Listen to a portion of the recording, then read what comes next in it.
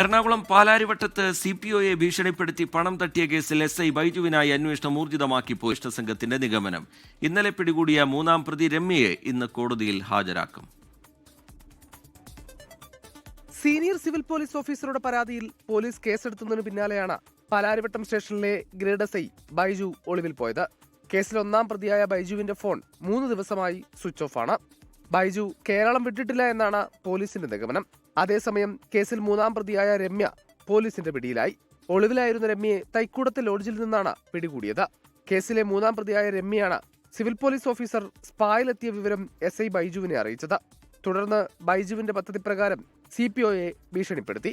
CPOയിൽ നിന്ന് ലഭിച്ച 4 ലക്ഷം രൂപയിൽ 1 ലക്ഷം രൂപ രമ്യയ്ക്ക് ലഭിച്ചിട്ടുണ്ടെന്നാണ് പോലീസിന്റെ നിഗമനം. രമ്യയെ കസ്റ്റഡിയിൽ വാങ്ങി വിശദമായി ചോദ്യം ചെയ്യാനാണ് അന്വേഷണ സംഘത്തിന്റെ തീരുമാനം. പ്രതിയെ ഇന്ന് കോടതിയിൽ ഹാജരാക്കും. കേസിലെ രണ്ടാം പ്രതിയും രമ്യയുടെ സഹായിയുമായ ഷിഹാം കഴിഞ്ഞ ദിവസം പിടിയിലായിരുന്നു. 24 കൊച്ചി. ലോകത്തെവിടെയായാലും ഏത് സമയത്തും 24 വാർത്തകളും ഓഗ്മെന്റഡ് റിയാലിറ്റി പാക്കേജുകളും എക്സ്പ്ലെയിനറുകളും വിശദമായി കാണാൻ ഞങ്ങളുടെ YouTube ചാനൽ നിങ്ങൾക്ക് സബ്സ്ക്രൈബ് ചെയ്യാം.